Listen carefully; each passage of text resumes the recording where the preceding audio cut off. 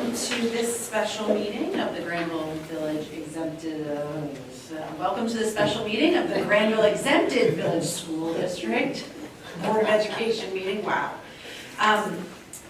David, Good morning. Good morning. Yeah. Hold on, let me do the roll, Roll and call. we're gonna approve the agenda real quick. Perfect. Ms. Shaw, Here. Mr. Kronk is absent, Ms. Steeds? Here. Ms. Klein? Here. Mr. Wolf? Here. And then let's do approval of the agenda. So moved. Second. Take roll. Ms. Steeds? Aye. Mr. Wolf? Aye. Ms. Klein? Ms. Shaw? Here. Aye. Okay, this is our. I was just welcoming, look, presents welcome, Yes. then roll call. Yeah. There we go. Thank you. We are welcoming David Connolly back for our fourth session, work session related to our tax policy discussions. So looking forward to having a conversation about economic development today. So it is something definitely on our minds right now and in our world. So welcome, David, and I'll turn it over to you. Great, yeah, it's good to see everyone. We're sort of like halfway through the summer. You know, school Yeah. starting back is like right around the corner. Some of us need that It's- structure. It's amazing. This feels like the last two meetings. Yeah. Right? Yeah, how quickly time passes by. So I'm gonna jump past, this is all, I always put the tax rates in there as a, just something that we can refer back to, so we won't be starting on that today. I do want to go, first just kind of recap, starting with the big picture. In the next meeting, after this meeting, we'll start to actually draft your policies around how you would approach taxing the community. Before we talk about how economic development interacts with that whole concept, just want to remind you, your tax system today is a reasonably decent structure. You have the income tax and property taxes, which will provide some inflationary growth over time. You do have some money set aside through that PI levy that was once inside millage. That helps with permanent improvement over time, but it isn't necessarily going to be enough for the long haul that we'll have to come back to. We have some opportunities around the bonds that you have outstanding being paid off. I've got some visuals to kind of go through to show you those things. Your tax policy, basically you have options. So the tax policy should really kind of talk about what type of path you might take around those options for your community.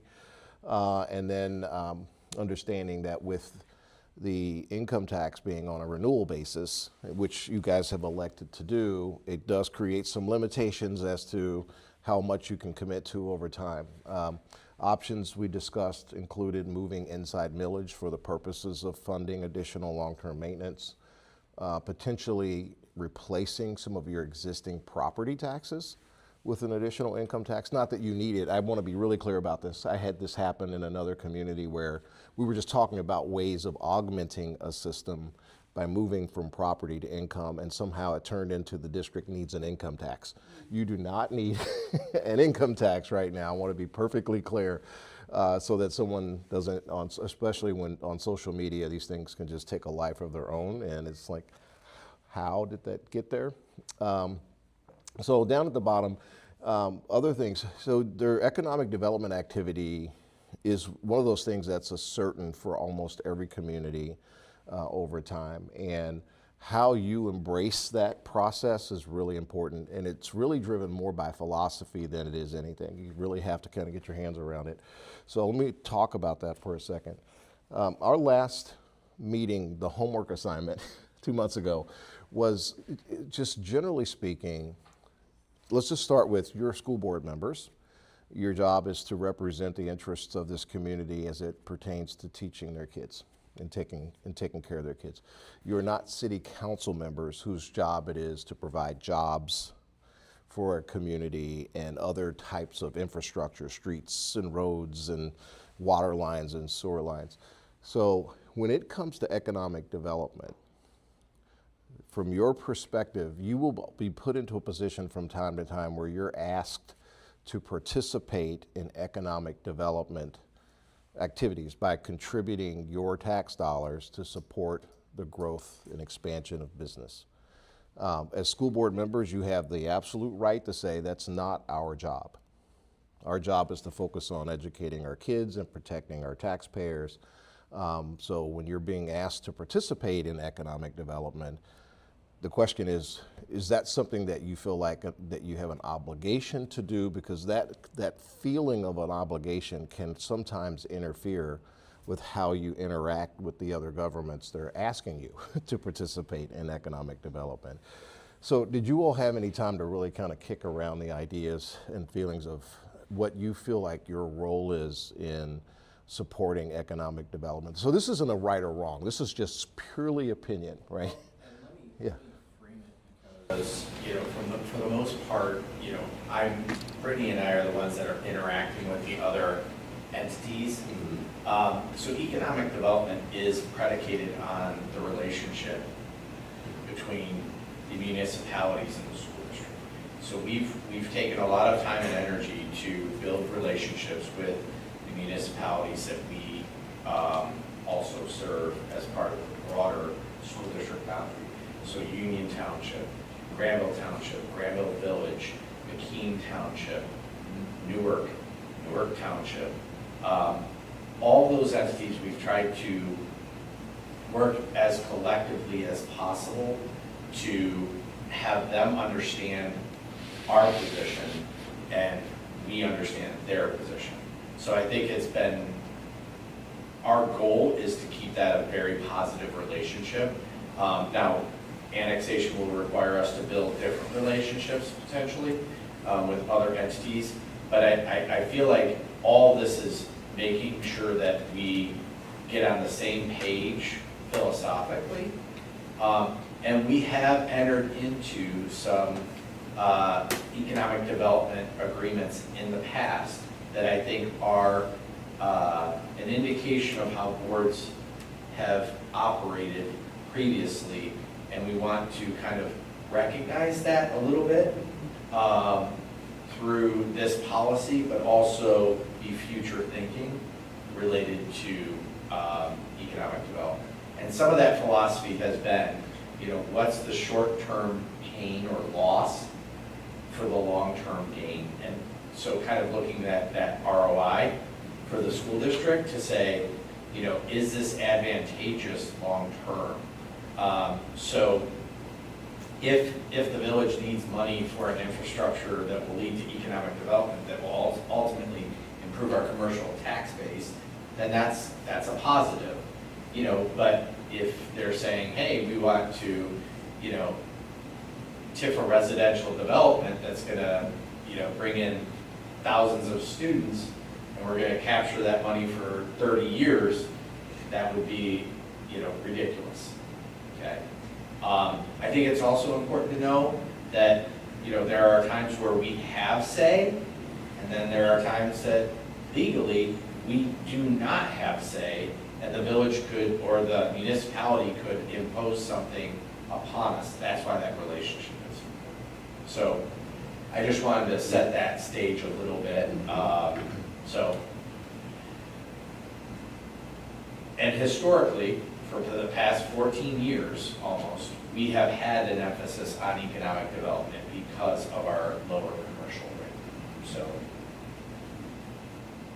now I'll be quiet. But I thought I might get out of the soapbox for a What's little bit. nice to have, But by emphasis on, you mean supportive of, not tipping, Correct. Well, yes, we have been not prompting. automatically tipping. Yes, we have been prompting our municipalities to look at opportunities to foster economic development. Yeah. one of the real important things that you said, Jeff, is helpful, is that not all economic development is the same, and some of it is beneficial to, so what might be beneficial to the city, village, might not necessarily be beneficial to the school district. And so being able to say, okay, we support economic development in the community to the extent that there's a mutual benefit to all, to all the parties, and that being able to say that very clearly up front, so that when something is coming up, that the village or whoever it is that's talking to you about some of the transaction knows where the district stands. Like, okay, we're gonna come into this thing knowing the district will be very actively involved in finding ways to benefit the district from this process. So one of the things, I just had this happen last week, another school district, there was a CRA where a company is expanding its facility. The facility is probably a $3 million expansion, really, really small, but they're hiring, 100 people to work in this place. So the city's payroll is going to go up by $3 million. And so the school district's property, what was at stake was pretty minimal from a property tax perspective. But they recently went through a policy process themselves, which requires the district to still pursue as many, benefits from that type of an incentive as possible. And so the city and the company owner agreed to provide more money back to the school district than what the value of the property was. Without that, without the policy, without some discussion, this district happens not to have any money. So it's sort of like, okay, really, really important. The key is, from a philosophical perspective, one of the people on the school board was like, well, we don't really want to rock the boat. We don't want to upset the city by asking for anything other than, they were like, well, we don't have to pay the schools any because it's in a CRA.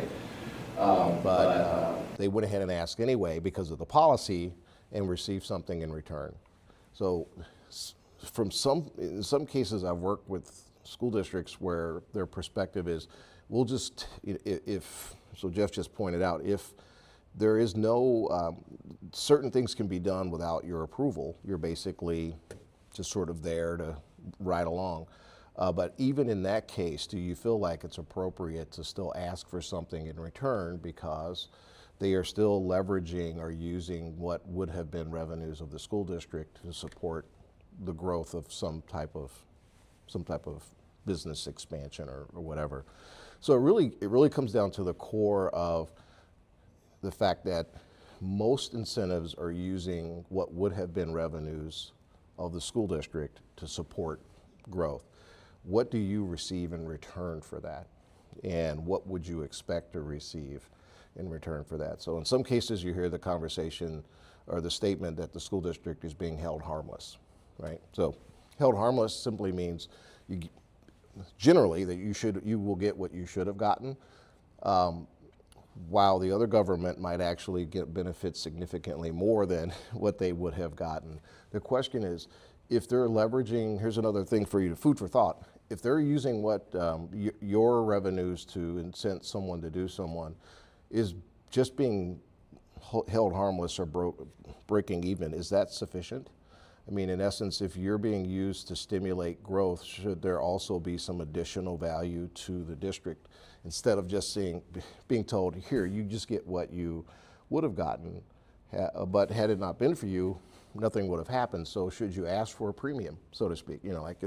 Is there value in you agreeing to be supportive of economic development? These are all things that I'm just putting out there for you to sort of think through, because some of my clients are very aggressive at saying, we're more than happy to help you with this incentive package as long as there's some additional, not just being held harmless, there's some additional benefit back to the school district down the road, especially if the project is successful. So just food for thought as you kind of process that. And Brittany can probably talk to this a little bit more, but for the most part, areas that are being developed, their current value is relatively low, based on what we're receiving from a tax perspective. It might be in CAUV or some other lower tax, generation model. So, we are in that position of, okay, we're only receiving X now. 5 years from now, 7 years from now, we could receive Y. But in that short term, 5 to 7 year window, we might receive potentially less revenue to help the project take hold. So again, you're foregoing, kind of that smaller revenue source and playing the long-term game. But I think for the most part, we have taken an orientation as far as like what objectives. We always have said, what's the shortest term? Shortest term possible. And, I think the Shortest Otterbein, term gain or the shortest? shortest term of the, Abatement, got it. so like, Got it. don't jump to the max 10 years. Got it. Like, could we do 7 and still make the project work? Like, Okay. I go back to, like, this whole concept was part of my interview process with the board, talking about these things. And I remember specifically saying, like, you only want to agree to an abatement if the project would not otherwise happen. So trying to really pinpoint at what point from a percentage and duration is the sweet spot for the developer to walk away, and that's where you want to come to an agreement. Because if no development happens at all, we're losing money because there's no additional property tax revenue there. But if you give them too much, then you're also losing money. So trying to find exactly where their break even for their profit they're looking to hit as well. So that's kind of how I think about it. And I think our collaborative efforts on educating our partners is essential, and we do a very good job of it. But at least in my opinion, I don't have an issue of talking about what our schools bring to the table as value, why they want to be here. I don't think there's, I don't have a problem reminding folks of why they're coming here. And that's not saying we're against economic development, but if nobody else is going to bring it up, I feel that's my responsibility as a board member to talk about these great things. 93% of our kids are getting 3 or above on an AP, and all these other great things that our administration, teachers, and students achieve, and why we're so attractive. And we're a big part. I mean, Granville is a beautiful community, and my wife and I moved here 27 years ago, and no offense, it wasn't the quaintness. That was kind of cherry on the sundae, but it was because of the schools. And we should be proud of that, and there's nothing wrong with us promoting that and discussing it, and the value it's bringing to economic development. Absolutely. From an employer's perspective, we have a very educated community and student population, and it is a desirable location. When new businesses do come in, like New River Electric or Red Local prior to them, it was that their employees could integrate into this community. Owens Corning, many years ago.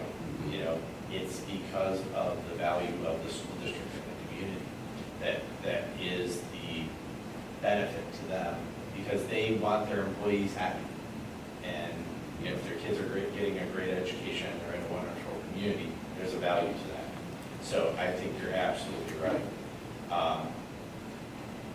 And we do have to do that very intentionally, because there are other developers that also see the value of our school district and say, yeah, let's build more single-family residential homes. And because there's a value proposition to that too. So just for the board's perspective, from the board's perspective, H-Plex at the end, which is now Orthopedic 1, at the end of Newer Granville Road, that was a TIFT project, okay, because water and sewer availability were not all the way to that site. So that was a TIFT area. Main and Weaver, that was a TIF area. I would say not the best way to do a TIF, because they TIF'd in the rears. So the project was already started. built? Yeah, it was almost done. They passed it in December of 2019 after the whole thing was basically done. Yeah. So back to my point. Yes. Would the project happen if not for the TIF? Yes, because it already did. Right. So that is the perfect example of Yeah. what I would say we would Not not support. right. And now, what they did was they created a broader TIF district. So like some of the things that happened on South Main, i.e. Chipotle, the Vision Center, all that infrastructure was also wrapped into that area. But again, not the way to do it. Now, if they use, and I don't know Yeah. what they've used the TIF revenue for, did it somehow make the Chipotle development happen? I don't think so, but let's say it did, then that does play a role, like, okay, well then, did that make it worth it? Potentially, if they use the money that they're getting from the TIF to promote other developments too, like, you have to consider that. Yeah. Now, did that happen in that specific example? I Yeah. don't think so, but. And you also have some wonkiness because our boundary, sometimes we're dealing with the village, sometimes we're dealing with the township, and that it's not a very square box. It is a gerrymandered Yeah, right. line. So even in that project, there's two areas that, you know, one's village, one's township. So those can get complicated. I think the other project was the, at the time, Kendall Senior Living Facility, that was also abated. Everything is being abated to run utilities, water and sewer drives everything. So getting the utilities to a site is one of the biggest issues and costs for developers to incur, and that could be the go, no-go from a project standpoint. So that's really what we're trying to support if we're supporting that economic development. But in general, short-term, the shortest term possible so that we can turn around and start generating the revenue that we're benefiting from the economic development occurring. And then there are other things that are problematic. You know, H-Plex, you know, we were dealing with the auditors not collecting or No, that was allocating. Middle. Oh, that was Middleton, okay. So, like, there are things that delay the projects or the funding even longer, and so those are things that we want to make sure that we're on top of as well, just so that we can make sure that we shorten the term as much as possible. So what about the JED? You know, in that stretch now, and Jeff, you would probably explain this to Mr. Conley a little bit more concisely than I can, but I know like our team has a listing in there right now that we're, you know, hoping that someone picks up commercially and, you know, trying to advertise the fact that this lies within, you know, that development district and where we want to see new commercial growth. You know, what, I guess, as we're, you know, communicating with people about responsible growth in this area and bringing more commercial base to our tax basis here, what, you know, what's the messaging within the JED? So I'm going to say, so a JED is a Joint Economic Development District, and within the JED, there are overlays for the township and the village. The main aspect is to try and drive water and sewer from the village out 16 versus another water provider coming through and providing water that is, water and sewer that is not necessarily under the purview of the township or the village. Within that JED structure, I don't really know all of the finite details. Well, so probably the not. point I want to make is a JED focuses more on income tax versus property tax. So the JED itself doesn't impact the property tax. Okay.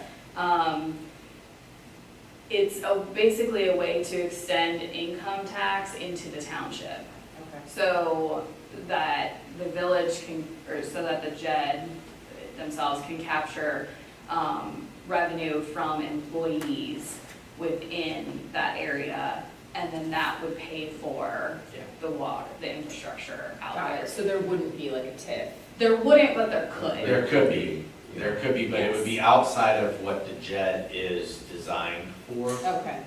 Well, I wouldn't necessarily say, I would just say it doesn't automatically, it would be a separate Yeah, process. Correct, yeah, that's. It could better. layer on Yes. top of. Because I could see like being supportive of a TIF for a few commercial businesses that would help the chain Yes. establish Absolutely. 100%, Yes. right? And so, that is the area that we, as an entire community, have agreed that we would like to see, business have more of a footprint, compared to what there is now.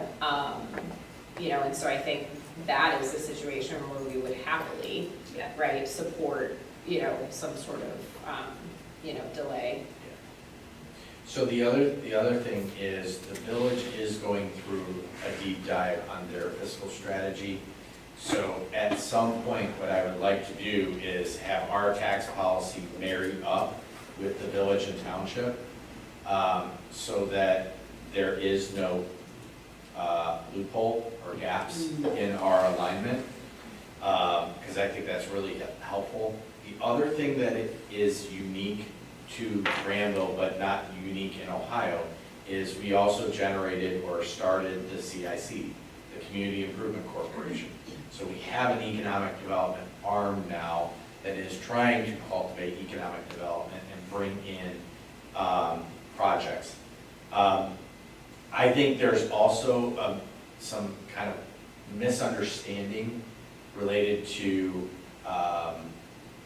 mixed use areas where there's residential and commercial, but that's all commercial, because From a taxation. from a taxation standpoint, if it's high-end apartments, that is taxed at the commercial rate, not at the residential rate.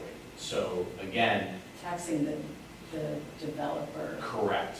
From a property, The yeah, property from property tax. itself, Yeah. would bring in more revenue, because the class 2 tax rate is higher than class 1. So with 3 or more units, it's considered commercial. So it's gonna bring in, for the same value, more revenue for the district. Yes. I knew this paper would come in handy. Yes. Yeah. So Yeah, back so to, 25 versus 42. right, so the second class two is where your high-end, your apartment. Gotcha, Right. okay, yes, okay. So- It Yes. strangely enough, a lot of people aren't aware of that. They think that Correct. apartment buildings are in class one, but they fall in class two, so there's some additional value for that. Right. Mhm. And for us, according to what our yields are, we don't yield, especially from 1 and 2 bedroom apartments, we don't have a high yield of student population. So if we treat those luxury apartments as a business, which we are from a taxation standpoint, that's advantageous, but most people don't consider that at that rate. Mhm. So that's, a messaging conversation that we need to have Mhm. in a broad sense whenever we're talking about mixed-use developments. I think that's really important, especially the environment we're in. Yes. Because I think John Q. Public's initial reaction is going to be, wait a minute, Right. they're going to be overblown. I mean, I just think it's almost a natural reaction. They just hear an apartment that's going to bring more, and it's something we have to work at really hard. Well, they don't think of it as economic development. Right. But mixed-use areas are economic development. And so that's going to be kind of incumbent whenever that should occur for us to kind of make that point very, very clear. But you're Can right. I go back to a point you brought up about meshing the policy? How challenging will that be with the tenuous nature of school funding right now? I mean, is that gonna play a big role in, I think this is probably separate from Yeah. that. I mean, the way that David's described some of the language, we can, It's very generic. Yeah, you I'll could- show you, I already have your draft. Wow, the Matrix. Yeah, I'm there. Well, this is just a draft. This is, we'll start to actually put in language that matters when we get there, but,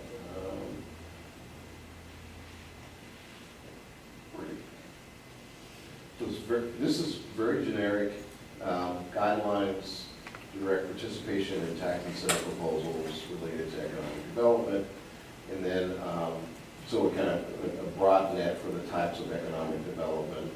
And the first is that whether or not this particular board would want to be supportive of economic development proposals subject to its review. So each proposal, so if you're basically saying to your future potential partners that you're not opposed to economic development, but you're going to review every proposal to make sure that the guideline, whatever they're asking for, fits the guidelines that Brittany and Jeff said are important. You know, do we really need to offer this incentive? Would this business come even if we didn't offer this incentive? The second part is that you have a 90-day waiting period, so there's the two types of proposals you'll get. Yeah, One one is is just simply the notice that that something is happening and you have no power. The other is now happening more often, and that is they are asking for board approval, like a 30-year, 100% TIF with a make whole, kind of a pilot payment. In a case like that, in some cases, these jurisdictions are asking boards to make decisions very quickly, which wouldn't give you time to do all the homework that you need to do. And we've learned recently that there's certain information that isn't disclosed that had we not had time to really figure out what was going on, there's some things there. So this has a 90-day wait period. So that so you have a great superintendent and a great treasurer today that have experience in this arena, but you may not necessarily have that 5 years from now, 10 years from now. So this just makes sure there's a period of time where you all can investigate thoroughly what's being proposed. That to the extent you don't have an outside consultant that specializes in that, you would have you have the option to do that, and that the superintendent in this case shall be insistent on protecting the overall interests of the district's taxpayers. Because ultimately, no matter how you configure these arrangements, the goal should be that your current taxpayers aren't paying more in taxes long-term, and then some other entity is benefiting from that type of thing. So it's very, very high level. And then you guys can put in additional language to make or change this language to be more reflective of where you stand. But typically I try to keep it very broad and high level. And then and it leaves that power to the administrative staff to be more detailed. So. How do you discern between abatements that are sought by developers or just offered to developers, and make the distinction between where exactly the makes it work or doesn't make it work? Am I making? Yeah, Does that make well, sense? so I mean, that was one of the main points that I actually made to the group that is the CIC, is don't assume that you have to offer anything. Let the developer come in and ask specifically about what they want. And they're gonna come in and ask for the moon, Right, because that's what they do, because that lowers their cost. right. So I think let's say, hypothetically, we target an area and say, no, we as a community want to go and recruit a specific business for this purpose to that location, okay? That's a different story. But if a developer is just coming in and knocking on the door and saying, here's a thought I have, you know, so there's very different Right. ways of approaching it. But ultimately, I don't think the first step should be us giving away something that they haven't asked for. Exactly. And I think if you talk in any economic development circles, they say, oh, it's a must in order for it to be competitive. That's not true. I mean, there are entities that have the capital and the equity to, and the liquidity to do big projects. I also just want to say that, like, part of the problem with property taxes and why they're too high for residents is because of tax abatements for Businesses, commercial yeah. businesses. Right. Yeah. Right. So, Lewis, There's that. not Lewis, Bill Blessing, Lewis was his father. Bill Blessing has made that point in the General Assembly over and over again. At what point do we recognize that we are abating the businesses to the detriment of our residents? And it's happened, we're already at that point and probably beyond. And so that is something that we should consider Right.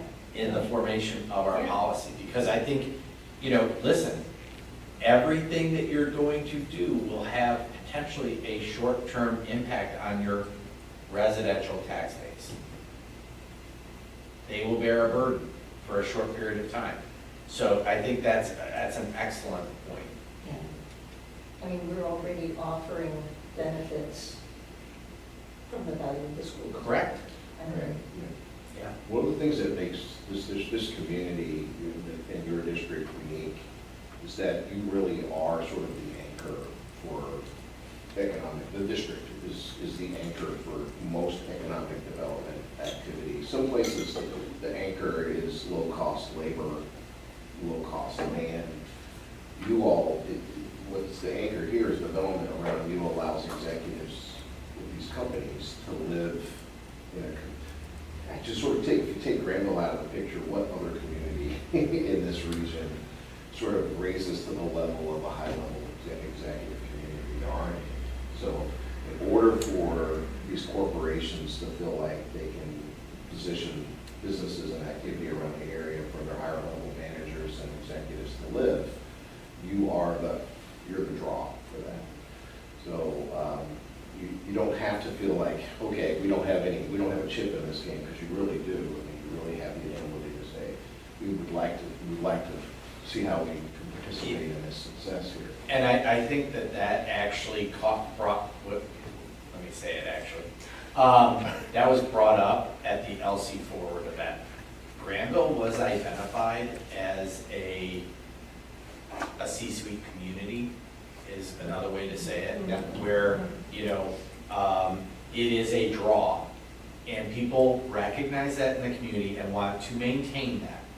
I thought it was very interesting in the session that I went to, how many people outside of Granville value Granville's benefit to the rest of Licking County. And so I think that was really good to see and hear.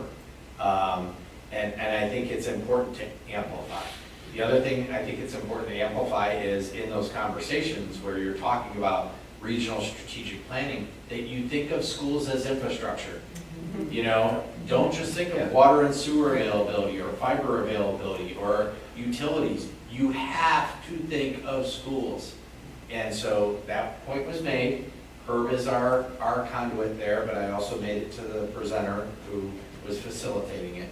But I think that's an important aspect of what we can provide for Licking County. I do believe that kids can get a great public education in Licking County in any school district. There are a ton of factors that go into education, and so, but we do offer something unique here, and I think it has significant value.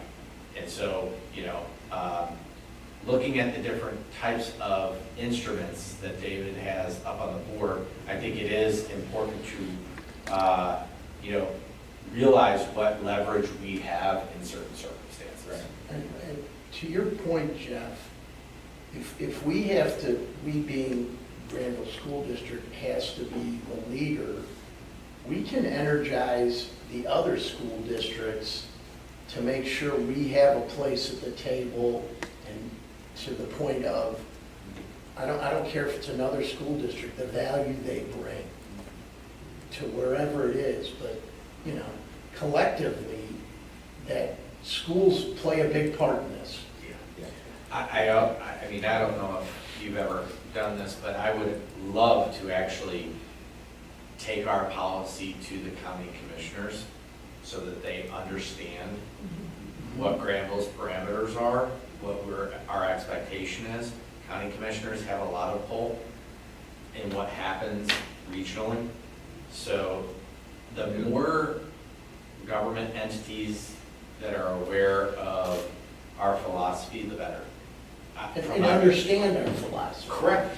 And understand it's not, Everybody, this is, you know, to Brittany's point earlier, you know, this is just like interest-based bargaining. Nobody should walk out happy. If they do, somebody got taken advantage of. Right. You know, so we really should, it's a negotiation. You should walk out going, ugh, and they should too. And then you know, maybe you got probably a pretty good deal, because they're not happy and we're not happy. The problem is that we're always very transparent with our numbers Yeah. because we have to be, and they are what they are, but what you don't know and you'll never know is the developer's numbers, Right. and how much money they're making and where they need to be, so that makes that conversation difficult, but that, Right, because we is what hear we're trying the to do. density has to be this, or Right. this doesn't Yeah. make sense, but we all, I mean, we can all read between the lines to know Yeah. that that's not. like, they'll only make like, you know, 5 million instead of 20 million. Right. You know, a very real-life example, so on the board there, the TIF, we use TIF descriptions all the time. Tax increment financing is really kind of a basic concept, and that is there's a baseline value for property that the district is receiving money on today. Something new gets built on top of that baseline, the taxes that would have been associated with the new stuff can potentially be intercepted for multiple purposes. One of those purposes is, let's just say, for example, Walmart. Wants to build a place here, and there's there's no reasonable access road, there's no parking, there's no street lights, they need water and sewer. So the village decides we're going to use a TIF, and that increased value is going to produce $1 million a year. We'll do a bond issue to finance street lights, sidewalks, parking, and then use the $1 million a year from that increased value, which they take away from the district, to pay for the improvements. The challenge is sometimes the improvements don't cost $1 million a year, but they'll take $1 million a year if you don't try to understand, make them prove that they're actually making the cost of the improvements translate into. So I've been in a number of situations where the TIF would throw off $5 million a year, and the city miraculously said, we need all $5 million a year to pay for the infrastructure improvement. So part of this process is making sure that whenever there's a proposal to do a TIF, that the district is diligent in saying, show me what those improvements are, confirm for me that your estimates on the cost are exactly what you say they will be. And so you have to have, otherwise they'll, if you don't require it, they don't have an obligation to tell you. And then they can sort of, in the way it works, any excess money that gets generated from the TIF, unless you ask them to send that back to you, they keep it. So, there's all these little nuances within.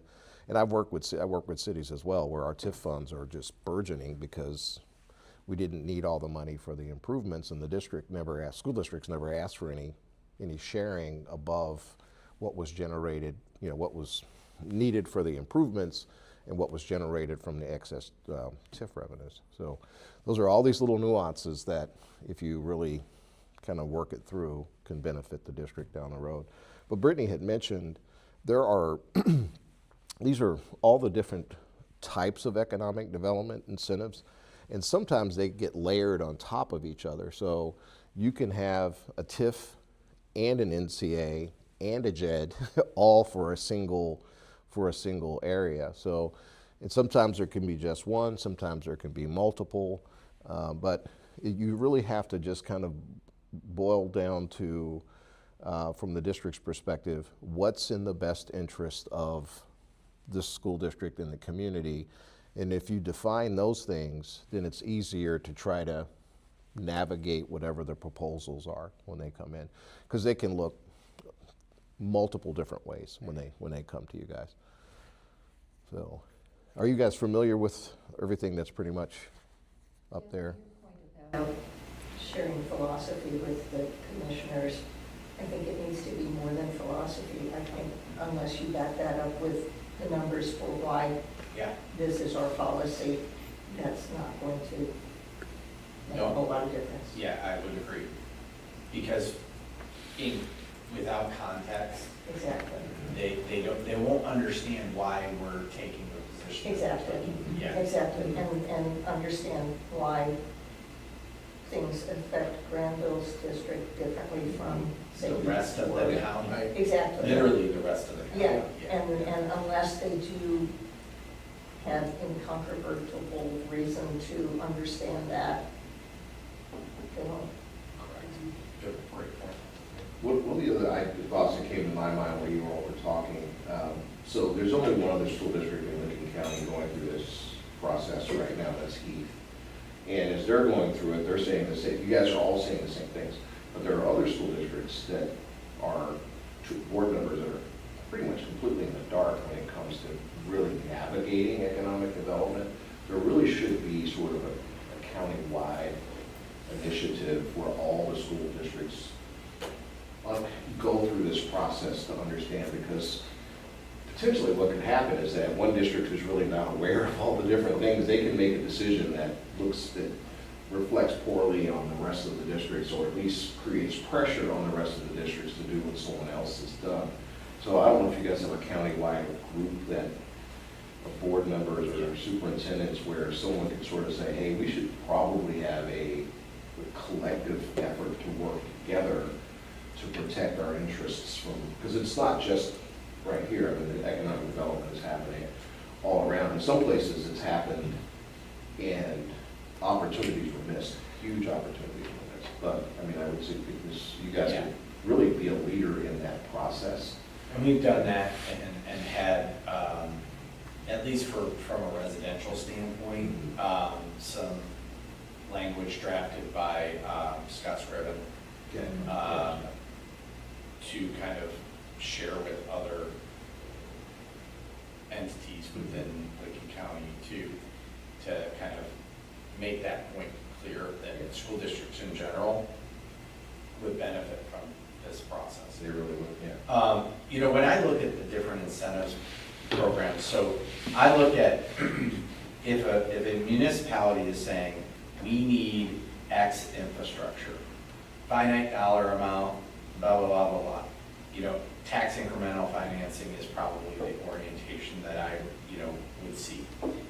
Community reinvestment areas is really more of a, there's a developer that has a need that, in order to make the project work, there's a CRA that needs to be put into place, and there's some wiggle room in pilot payments and other things like that, that we could be made whole, as David talked about. New community authorities, we have an example of that with Park Trails. That, to me, is, the residential component, that if, a subdivision of X amount comes in, we automatically insist on an NCA.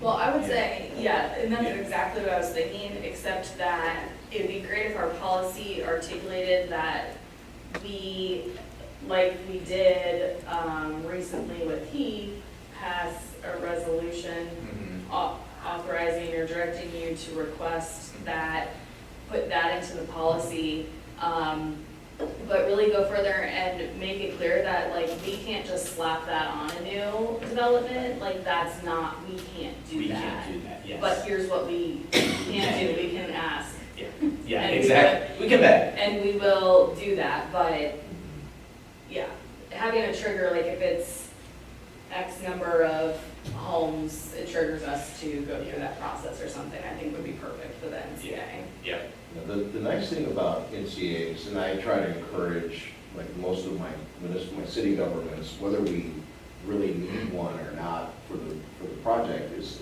it's a homeowners association. Just sort of think of it as a glorified homeowners association that can impose fees on the residents for various purposes. One of them is to impose fees to pay to the school district if there is a shortfall somewhere else. So imagine there being kind of a stacked incentive package, and you've got residential development for one reason or another. The TIF isn't quite producing what they thought or other things. The NCA can act as a backstop. The NCAs can sometimes be used as a backstop for financing the infrastructure. They can also be used as a backstop to make the school district whole. If, for example, if an enrollment from that region is higher than expected, then you can impose an extra millage charge on the residents that are a part of that homeowners association through the NCA. So the NCA really is a nice tool to protect the school district, even if it isn't collecting any money from the school district. The ones I put in place in Delaware don't start out with anything in it for the school district, but we have the capacity to add to the NCA charges something for the school districts, because we're in Olentangy in Delaware and Buckeye Valley up there. So that's one nice feature. I do want to say though on that, because you mentioned using that to make the school district whole, and that might be the case in some other districts, but in Granville, it would be really hard for an NCA to make us whole in any situation, just because of our situation with the lack of state funding. So that is a challenge because the amount of revenue that could be generated through an NCA, it's extra millage just on those homes. So you really have to think about that in terms of the total revenue that it's generating versus the operating cost of the students coming from the development. So that's challenging from a community standpoint, that just because even if we are successful in getting an NCA in place, helping the community understand that there's still going to be a differential there that's going to have to be made up by the rest of the community. Well, yeah, because it's not like we can impose, $14,000, you know what I mean, Right. for each household. Right? Exactly. It's Yep. impossible. Yep. And if I remember, I think the maximum is 7.5 mils for total for NCAs, I think under state law, so you could never get more than that. And usually there's some millage taken out for other purposes along the way. The goal would be to try to make sure that the district receives what it needs to receive using all of the mechanics that are at your disposal to try to get it. But to Brittany's point, you guys are really lopsided. If you remember our pie charts from the first and second classes that show how much money is coming from local taxpayers versus the state, you're among a smaller group of districts statewide that have a really disproportionate amount of operating costs shifted to homeowners. So you'd never be able to recoup all of that from just an NCA charge. But the goal, really the whole purpose of going through this is first to just recognize that there's good and bad economic development. And unless you're actively engaged in trying to protect your interests, you could find yourself getting some bad economic development with no long-term value to your current residents. So just being actively engaged on every single proposal, because the proposals again will vary, and you have to sort through each one of them to say, okay, is this really a good idea for us long-term? Is it possible that we can share in the success if this works really well down the road? And all of those would be things that would be important, as opposed to just sort of blindly going into it. Okay, so what we'll do when we get to the drafting, we're not going to start physically drafting today. Did I send the draft out to you all? I don't think so. Okay, what I'm going to, after today's meeting, I'll send the draft out, and then everyone can I'm not sure what I typically do is try to do the draft on the screen, but it's probably would be easier for you all to take the draft, work on it on your own, come back with your comments, and we'll go from there. It's summertime, you're giving us all this homework. I know. Yeah, and we can also add context to the boilerplate. Yeah. So that. Yeah, and it is literally, it's just language that I have from multiple districts kind of like added into one draft. And the goal of it is to just start your wheels turning, to say, I would much rather say this than that, you know, and then we ultimately come together. But in drafting it, first important goal is that it's intended for public consumption. So we want to write it in a way where every one of your residents can read it and go, I understand what you're talking about. So I try to stay away from the industry buzzwords. Even though millage shows up, I mean, that's a word that drives some people crazy. But you know, sort of staying away from the words that only insiders get, and then just basic, okay, that makes sense to me, so we want it to be usable. The second part is that we want to use it as a tool for meeting with the county commissioners, for meeting with the budget commission, so we want to think about how it protects our fund balances, how it puts us in power of determining how much is an appropriate amount of cash to have, what our choices would be for using surplus cash if we ever had surplus cash, all of those things. So it's really a tool to start you thinking, then we'll fine tune it. We'll go into it. Okay, so let me shift gears real quick. Wanted to show you, you have a bond issue that's outstanding, that's been refinanced, and I'm trying to remember, it was, I think the intermediate school was what this bond issue was for. You are approaching, I'm sorry? Okay, I don't know, I don't think the library is included in this one, or was it? It wasn't done as a separate deal? Okay.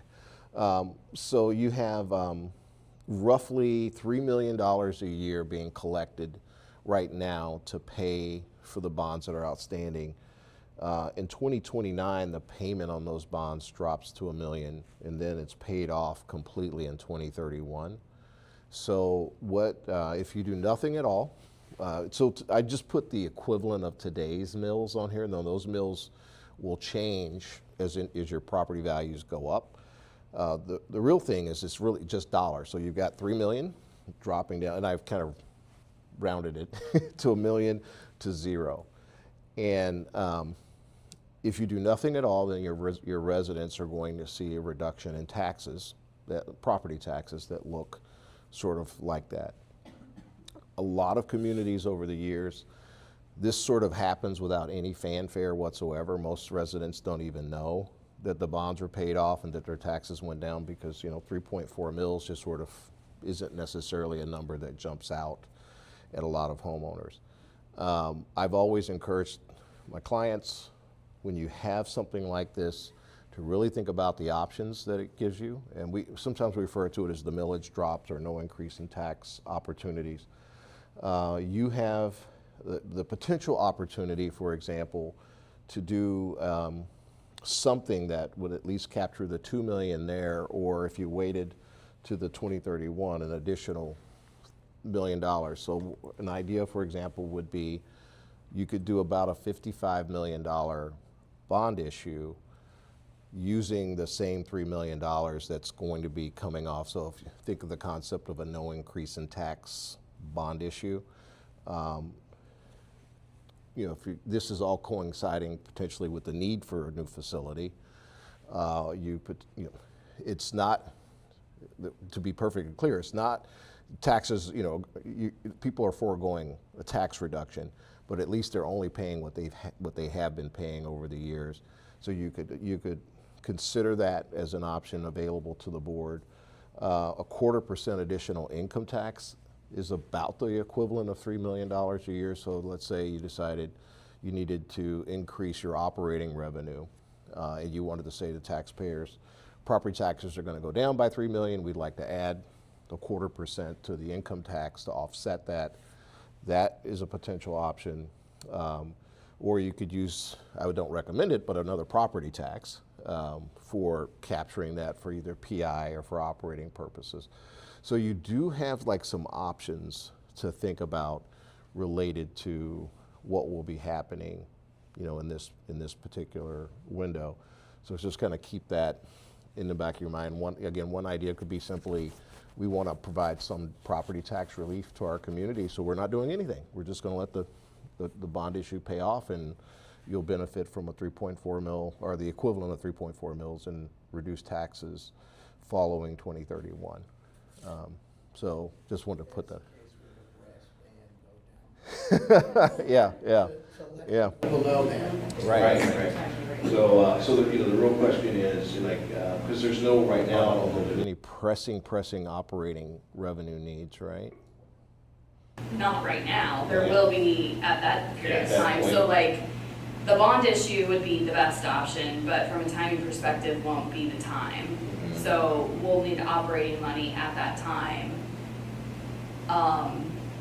So that's the challenge, because, yes, it would be nice to do, the best option, the next best option would be the % income tax. Thoughts on whether the community would support a 1/4% increase Right now, in lead income balloon. tax in Right 3 now, years? lead balloon.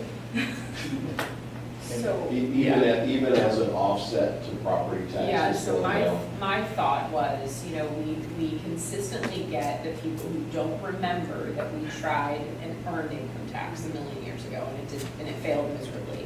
And so in the 11th hour, the night before election day, people go, why are we taxing our seniors? Why didn't we make this only based on earned income? Like, why did we make this all income? They forget that we did that back in 2016, 17, something like that, right? So my initial reaction was that the 1/4% additional income tax might make sense, because then we can not advertise, but we can promote the fact that we're letting the property tax roll off, which can help, you know what I mean, which helps that group of folks who, you know, maybe aren't paying as much into the income tax. It helps their property taxes while we're making more of an income tax increase, which are typically the people using our schools who pay the majority of that, right? My comment was made on the current environment. Yeah, no, No, I hear you. The thing I don't like about the income tax is that it doesn't tax any new commercial that we're getting Right. from Right. anything that we're trying to do with commercial development. So True. I don't like that. If our problem really is residents being taxed too much, the income tax doesn't do anything to solve that. I understand doing a property tax conflicts with trying to get possibly to the 20 mil floor, but I really think we need to address whether that really is a goal or not, because that's a question that we need to answer in the policy, and Or the overall aggregate percentage, what percent of residential tax burden, residential property tax versus income tax? Like, should it be 60-20? You know, should it be 50?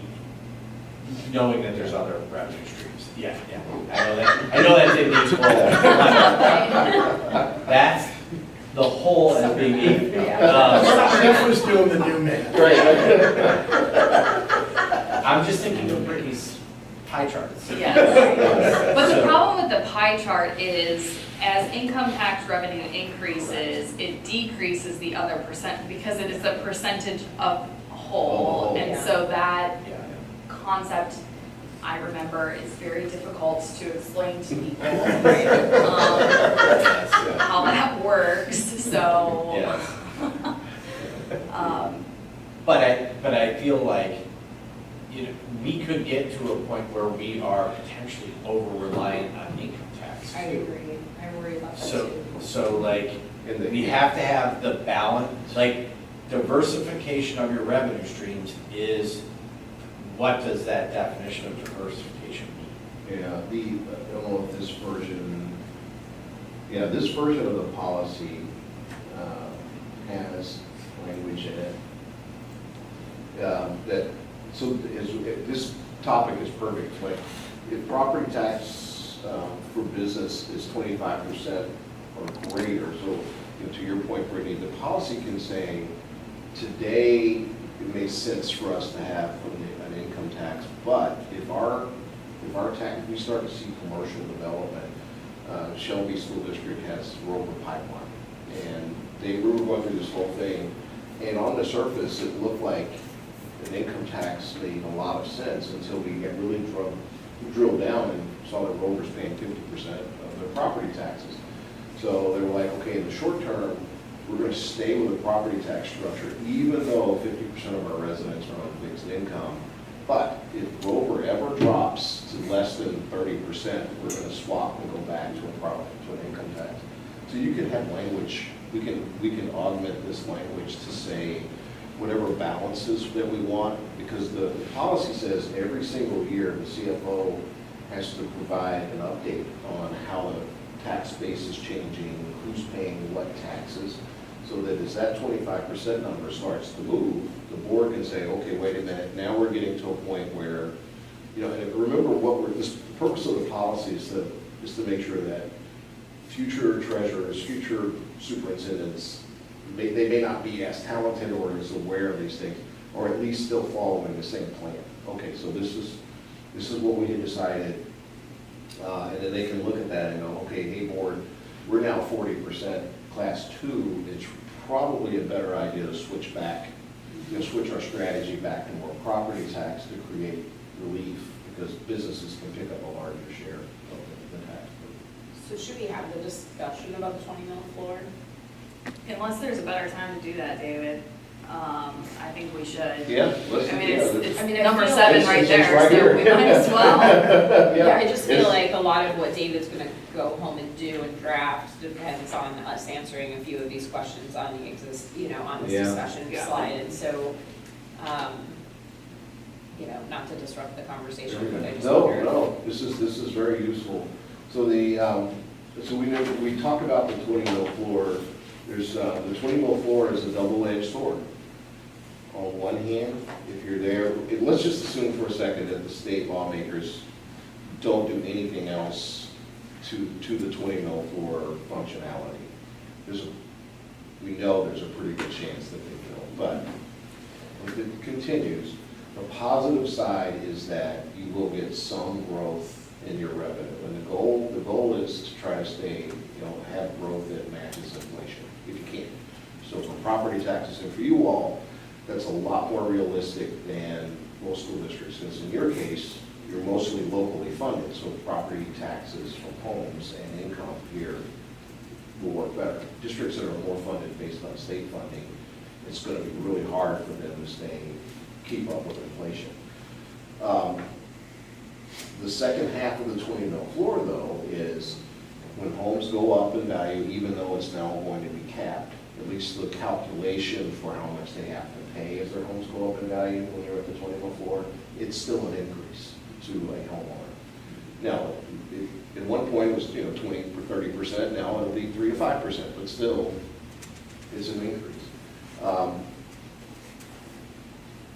You can't have really sort of both ways. You can't not have your taxes go up and also not have your school district come back to you every 3 years for some type of an operating levy. So Well, I think that's exactly what it boils down to, is do we fundamentally want to go back to voters every however often, or do they want their taxes just to automatically increase Without their With- say. I mean, not say, but yeah. as their values increase? Right. Is how I would say that. I think that's Which- just really what it boils down to. Yeah, and so deconstructing all of tax reform, especially the constitutional amendment, the series of events leading to that was that more than half of the school districts in the state were at the 20 mil floor. Then we had those huge reappraisals, and tax bills went up like that. So everyone got angry, lawmakers went to work, made a already messy situation, and now, so that ship has sort of sailed. We're now in a whole different environment where the rules have changed so that these large increases can't happen again. But even so, some increases will happen. So the question will be, if you're at the 20 mil floor and people are seeing 3 to 5% increases on reappraisal, is that enough to trigger taxpayer revolt locally? Or is that a reasonable, because you guys were never at the 20 mil floor, right? Yeah. So your community is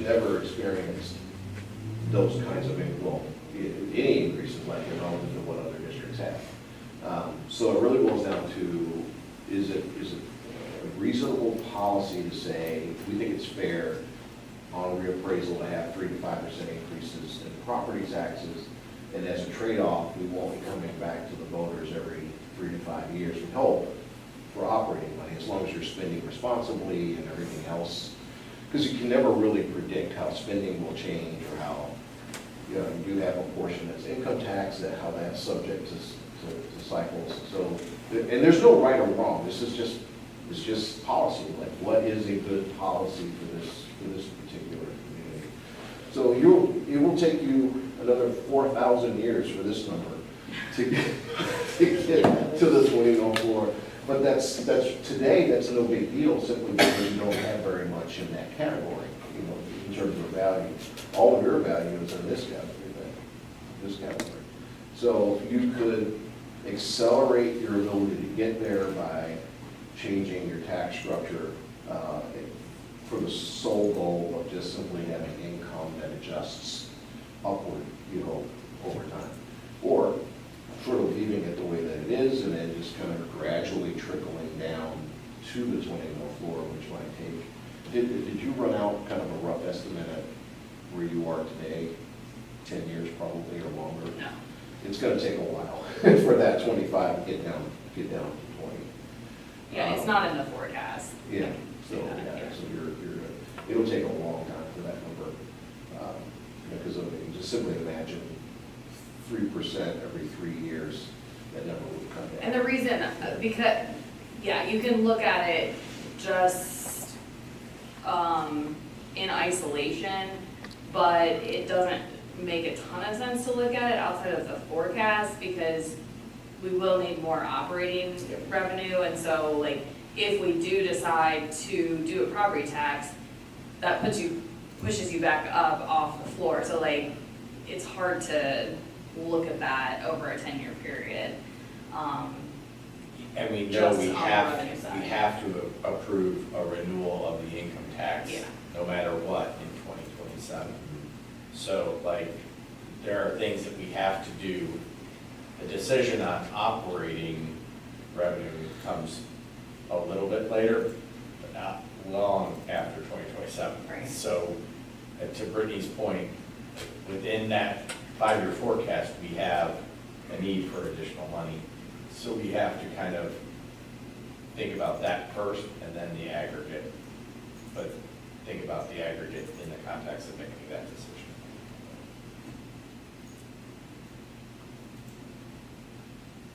So I just want to, this is from the last number too, just tracking the growth rate of your class 1 values going back to 1994. So if you're at the 2004, notwithstanding everyone else, so this is the anomaly that triggered all the craziness. But if you look at sort of the pattern of growth for that class, so if you're at the 2004, this is really more of a normal growth pattern for your community, and these numbers increase the average rate. But you're probably going to see about a 3% increase on that side of the ledger if you're at the 2004 sort of averaged out. You would have a 6%, but it is still a reasonable, increase in property tax revenue over time. I'm not posing that the 2004 is the sole solution to everything, but it will help getting there, as long as it, on the flip side, doesn't upset taxpayers. So as a matter of policy, the policy says, or this draft of it, so being at the 2004, but trying to have this particular one as an operating levy cycle. And I want to make sure that, the policy doesn't say we are going to absolutely accomplish all of these things. It says we're going to do our best to try to do these things. And there's language in here that says, target an operating levy at a period of no sooner than 10 years after the passage of the next new money levy. So in your case, the purpose is to say we're going to be doing something at some point. Once we do that, we want to stay away from you for a period of time. This draft says 10 years. You could say 5 years, you could say 10, you could say, I have some that say 30.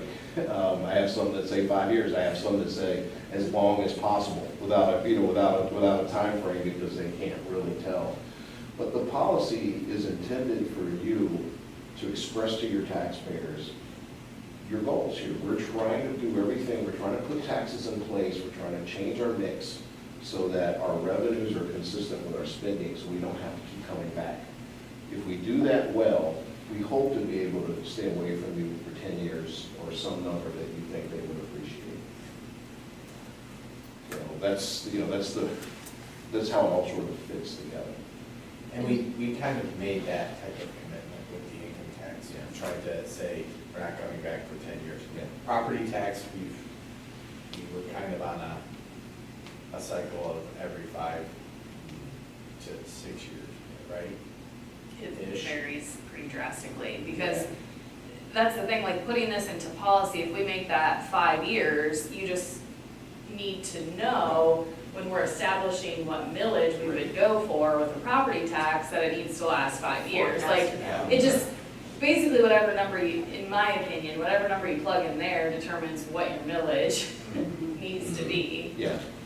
Yeah. And, some of my treasurer clients, I love you.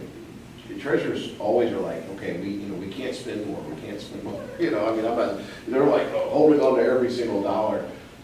When I put in 10 years, when the board puts in 10 years or 15 years of treasurer, they're like, great, now I can tell the superintendent, remember this, we can't spend any more money. It's like a way of controlling spending. But the goal is to really mutually say, okay, what's a reasonable amount of time? So like in your case, you've got the income tax, you could potentially have another property tax, but in the world in which you guys function, what kind of a promise would you want to make to your community about how long, some districts are fine going back every 5 years, others haven't. As you remember our first session, there are other districts that have gone 20, 25, 30 years without new tax money. So where is it that you want to exist? And that then drives how they do their thing. It's like, okay, well, we need to make sure that this happens and that happens. And if you do put a levy on that it's enough to last more than 5 years. A new levy. And a new money levy, not a renewal. I have a client that Lexington Schools was on the ballot for an income tax in May. They were destroyed. And I, like with you, I think that election was kind of a one-off. I don't think, if we didn't have $5 gas and all the other things going on, I don't think voters would have been so negative. But the district said, well, you know what, we're going to drop the rate. They went from like a 1% to a 0.5% income tax. And I said, that's going to last you 3 years. And are you really sure you want to go back on the ballot with something? And they have a policy that says, as long as possible. They didn't have a thing, but they're proceeding with a tax that's significantly less than what they really need, just because they're afraid the community won't support a larger tax rate. But that sets them up for, you pass the levy, most people will be oblivious to the fact that it is only going to last 3 years. They come back 3 years from now for the next levy, what do you think people are going to say? And they're going to say, what happened to the money we just gave you? They have no perspective of, so I think that a shorter term is more problematic. At least if if it's got to be 10 years, you're putting something that will get you that much out of the levy, unless the voters say no, and you react like Lexington reacted. But I think it's hard to say right now in the midst of potential development. Yeah, it's almost like you would need a disclaimer, like notwithstanding huge new construction or something like that, Right, because all that four corners of our totally, school district yeah, are that remote. totally changes Right. that outlook. So yeah, I think, David, could you make a note about that I Yeah. think we need to somehow address new construction in that? Yeah, I would love to say we didn't have to come back for 15 years, but Yeah. 15 years from now, what else are we gonna be dealing with? Yeah. There's no way. I'm inclined to say, like, the number that comes to my mind, if you want my opinion would be like 6, because like it's more than 5. 10 seems really long if you're talking property tax. And I'm not inclined at all to use the vague language of as long as possible, because duh, like, is that not obvious that you would try to go as long as possible? Yeah. Like, if you're just putting that in, no offense to that district, but like, what's the point of the policy? Right. You know, like, I think the point of this is to be a little more concrete in what we're saying. And, I mean, if it's not 6, if it's not 10, like, we have explanation for that and we can pivot and things like this. This isn't like Yeah.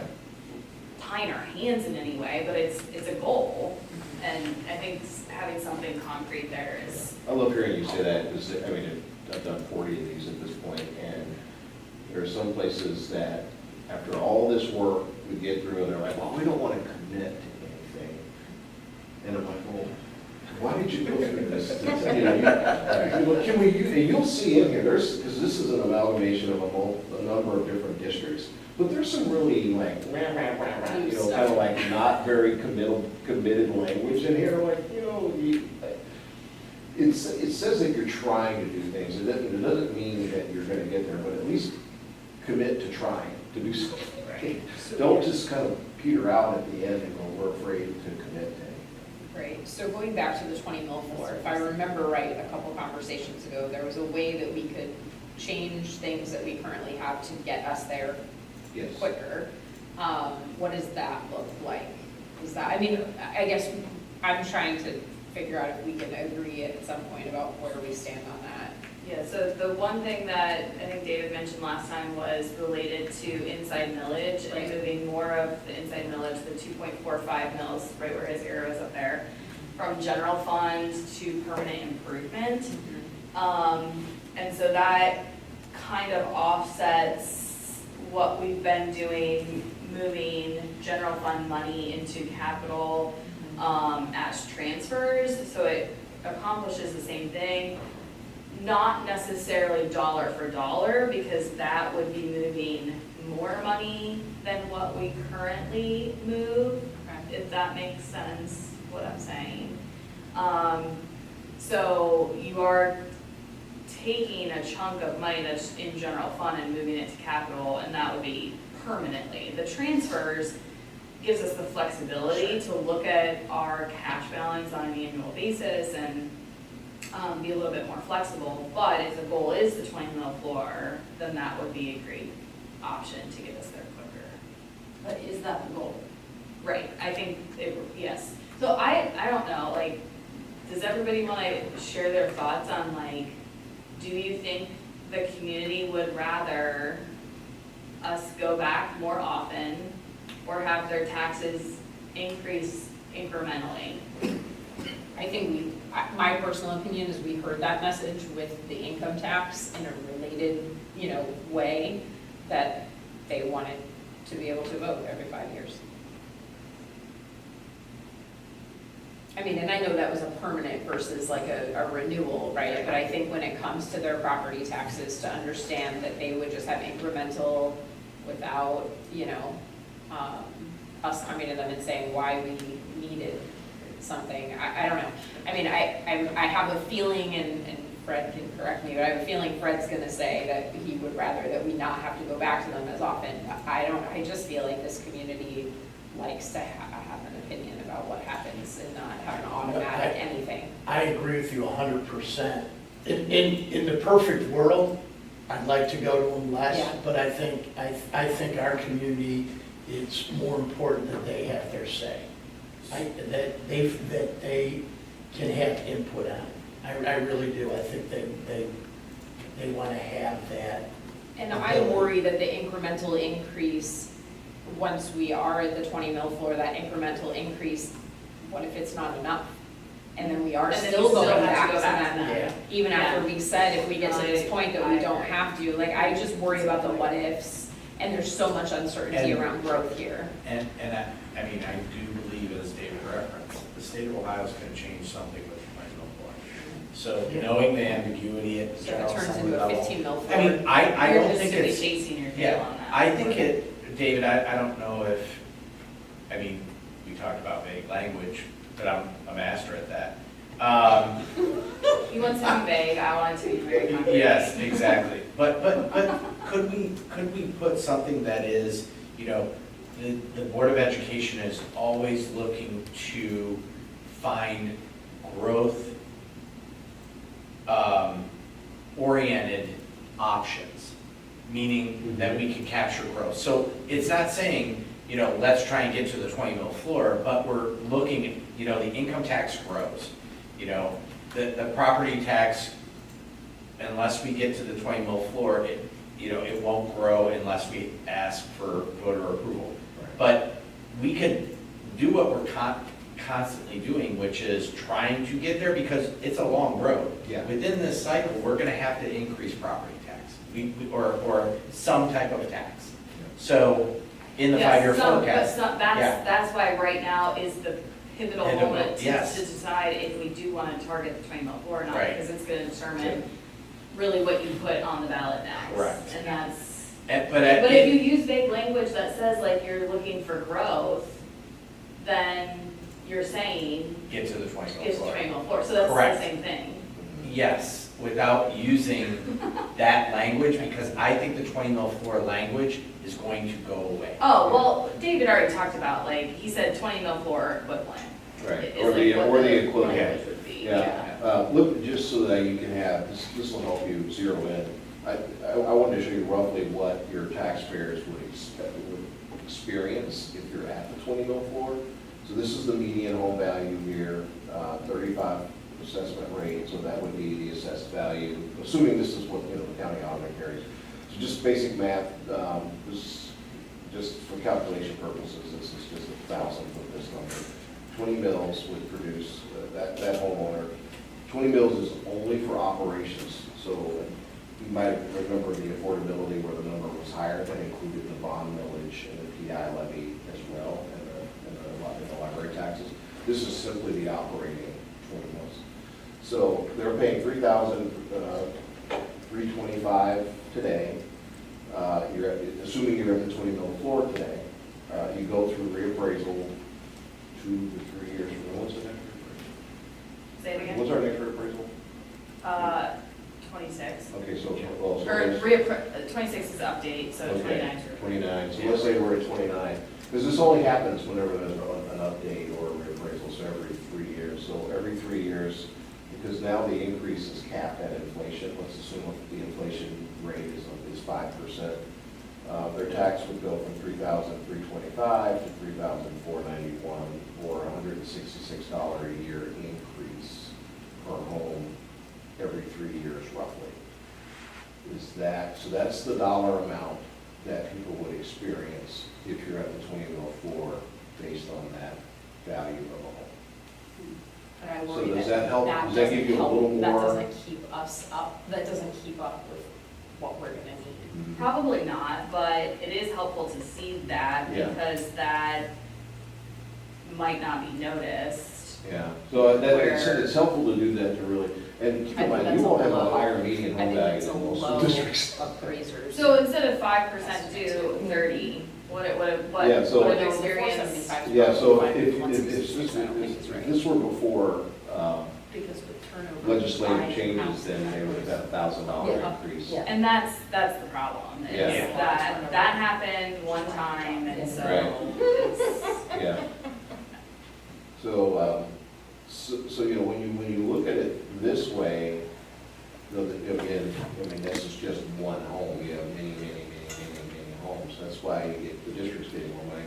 But on a single home basis, is that kind of an increase? And 5% actually might be a little high too, because I don't know what the inflation deflator is gonna look like. But just for conservative discussion, is $166 approximately on the median home every 3 years so significant that you think people would be really upset? I think that 166 is probably not Okay. correct. Not correct? no, like, you're saying that the 475 isn't the median home value? No, that's okay if that's the median home value, but like if you purchase a home today for 475, your tax assessor value is no longer 166. Yeah, actually, if you purchase a home for $475, your assessed value is actually way less than that, because they don't actually, your value from a tax perspective is usually less than what you're buying the home for. Yeah. So let's kind of go back through this. This number is, let's just assume that we know from the census that your median home value is $475,000. The auditor's office, in terms of market value, usually prices homes at about 95%, or even some cases less than that, of the actual price that you pay for your home. Then they apply the 35% Oh, assessment. okay. So I'm just making the assumption this is what the auditor says that the home would be worth. That's the 35% assessment. Got it, So, okay. so the taxes are paid on that number.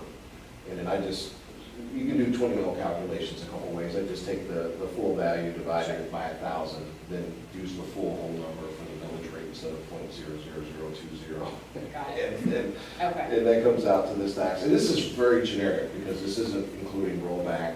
Yeah, I was gonna say. Yeah, I mean, there's, I was trying to explain to somebody the other day, I'm like, you do not want to learn school taxation. It is Right. the most absurd thing. I just feel You know, like, like every third Wednesday on the seventh month of the year, you can turn left, except that if it's a full moon, you can only go straight. yeah, exactly. You know, Which is why I feel like maybe again, this is chasing our tail.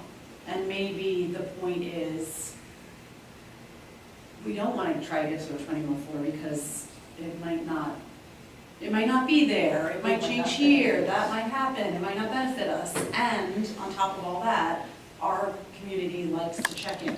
And if we don't have the flexibility of the capital stuff, you know, the general Right. fund, Yeah. that makes me a little bit nervous.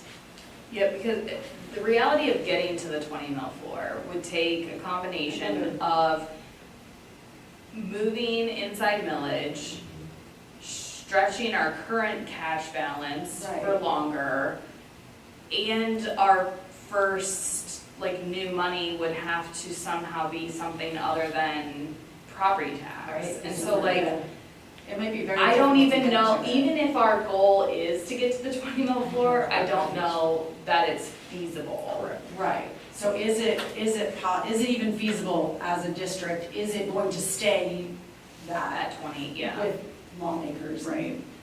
And then also, will our community even appreciate or want that Yeah. And there- incremental increase? It looks nice when it's $166. Yeah. Is that every Yeah. 3 years? Every 3 years, roughly, yeah, I mean. I mean, sure, that sounds great, but I don't think it's reality. Are we unique in this position? In Lincoln County, we're the only ones not on the 20 mil Yeah. floor. Yeah. So, yes, from that perspective. And I don't think that many, yes, districts had conversations about whether they wanted to get to the 20 mil floor or not, but a lot of districts didn't have a conversation, it just happened automatically when values increased by 30%. Right. So we're further unique in needing to be strategic about whether it's something we want to do or not. So it's unique in both. Right, regards. but we would also argue the other schools in the county, state funding model is It's totally also different. different, yeah. Okay, so we continue to be A unicorn. fascinating. We're a unicorn, you are for sure a unicorn. Yeah. I mean, Yeah. this That is, is always fascinating. yeah, that's just why I really, developing these policies, this is why it's helpful to really learn about who you are. Because generally speaking, people would look at you and go, oh yeah, why don't you just do this with any background or homework? This is a very complicated set of circumstances, I think, and like, okay. And really the real key thing is even being at the 20 mil floor doesn't necessarily assure that your spending doesn't require you to still have to go back. I mean, there's just, it does help a little bit in that you have some growth in your income. If I was like, okay, what's the most impactful thing that you all could do to be sustainable, it would be to drive commercial development. I mean, even though you're not in economic development, a couple of nice commercial developments would go a long way to moving this district forward. I mean, think about how many houses it takes to make one commercial building. I mean, So that would be like sort of the number one thing that would promote long-term sustainability. You get the twin goals. I'm sorry. I thought we sort of looked at that and it would take an awful lot to move the needle. On the 20 floor. No, the commercial No, development. To move the Actually, yeah. split of commercial to residential, is that what we're talking about? Well, with the continued residential growth, yes. All things staying the same, we could incrementally move the needle. But what I think I've tried to say repeatedly is that any commercial growth is really going to help us maintain the current split because knowing that residential is going to continue to grow. Right. That's kind of what we're up against. Something would like you to talk about, David, or just want to bring up is how would a future TIF on a large residential development where there's possibly a compensation agreement where we would be made whole for the loss of property tax revenue, how would that play with a new property tax levy? Would specific language need to be included in said compensation It would be, agreement? yeah, I'm glad you picked up on that. Most school districts, when they enter into a TIF, so the TIF says we're going to use the school district's millage, so we're going to take whichever category the development is in, we're going to take the 25.44 mils, or actually it's all of it, it's this plus the other mils for your EI and for your bond. We're going to take that and redirect it to the project. And if you pass a subsequent levy without any language that protects you, that, let's say you pass another 5 mils or 6 mils, that gets added to the tax rate that's being collected in the TIF, and they keep the money from your newly passed levy in the TIF revenue stream. So you have to specifically separate out in your agreement that any additional levies that get passed for any purpose, bond issues, PI levies, operating levies, have to be set aside so that the millage that's in the TIF is only the millage that was in effect the day that you signed the agreement. Otherwise, they get to keep it all as they go out. Now, one thing that'll be interesting is that in the TIF that they're structuring, like the 3.4 mils is currently in there for a bond, but once that bond falls off, that millage that's going to the TIF will go away as well. So there's kind of a backside to that, but you have to very specifically tell them that this is included, in there. In some cases with TIFs, what I also do is add, because more districts are switching to an income tax, depending on the type of facility that's in the TIF, is coming up with some factor that also converts the income tax into a millage rate, and then say we expect to receive additional income from the TIF that would equate to what we're using if we pass an income tax. So there's different little things that you don't think about at the time that down the road, it's like, oh shoot, we should have probably have done something similar to that. And to your point, yes, you should have an agreement that says that. A lot of the ones that I work with now do, but they're in the past, that wasn't always the case.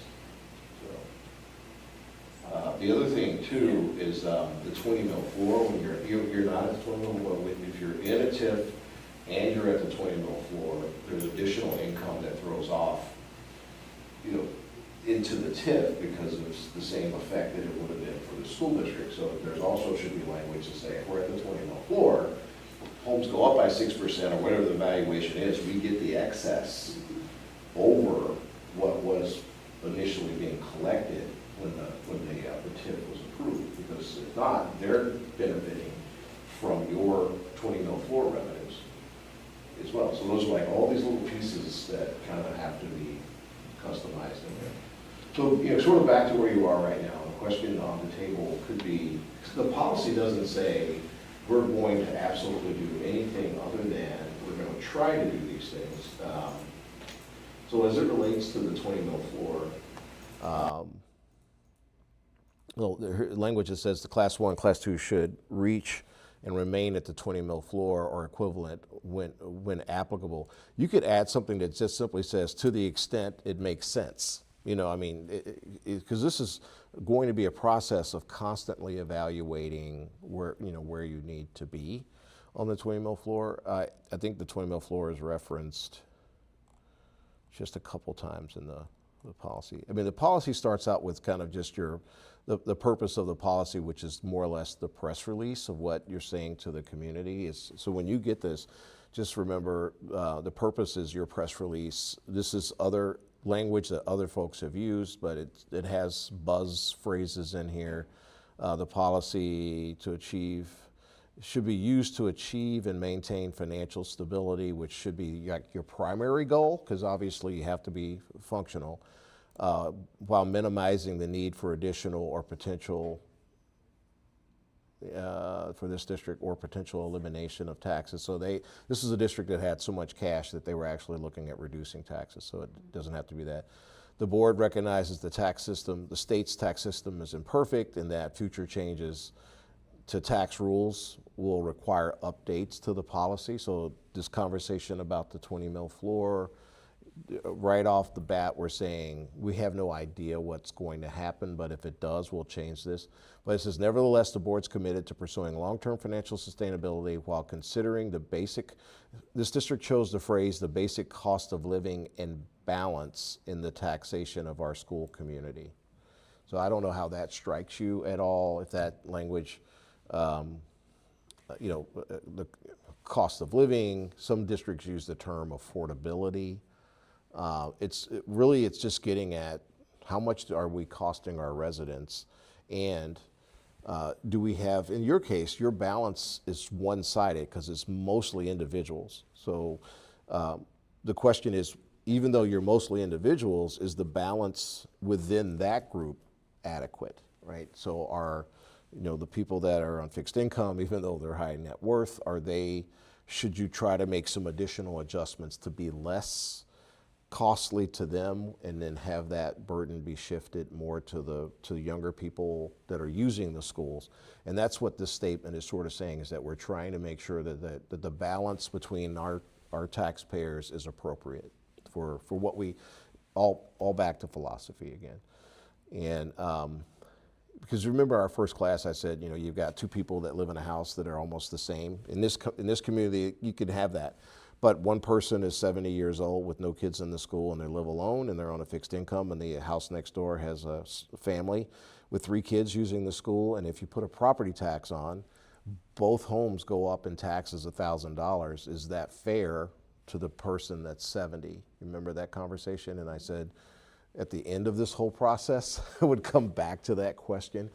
Partly the decision to use income tax over property tax is saying that you believe that it's more fair for the person that's got the kids in the school to pay more than the person that doesn't.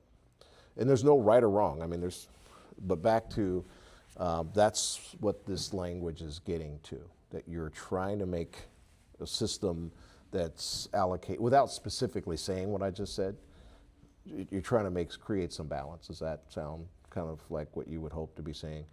Then it outlines the objectives at very high levels. First and foremost, you got to make sure you have enough money to operate and be a business. You don't want the state to take over. Identify when you need new tax requests, so that ties to the fund balances, Brittany. So that we know when you need new money.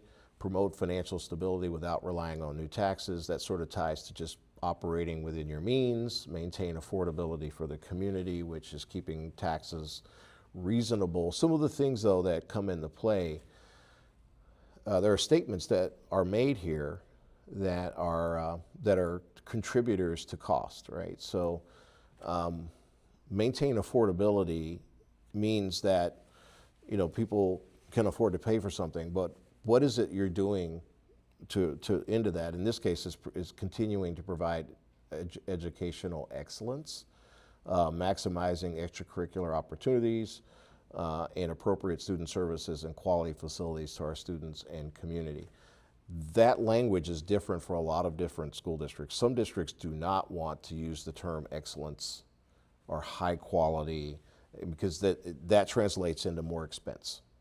So this particular community, you're saying to them, at least this draft is saying, we intend to be a really high quality school district, but that has a cost associated with it. And we're acknowledging that that has a cost associated with it. And while we're doing that, we still want to maintain affordability, but we're trying to provide you something that's like primo, not just kind of mediocre. Because you could say, we're going to be as affordable as possible by being mediocre. I'm not sure that's what your community wants, but it helps them understand the correlation between what they're paying for and what you're giving, what you're delivering them. Implement or adjust tax structures when considering the standard of living, recognizing the financial impact on taxpayers of all demographics. So this is language that I recently, a district used, was actually appreciated.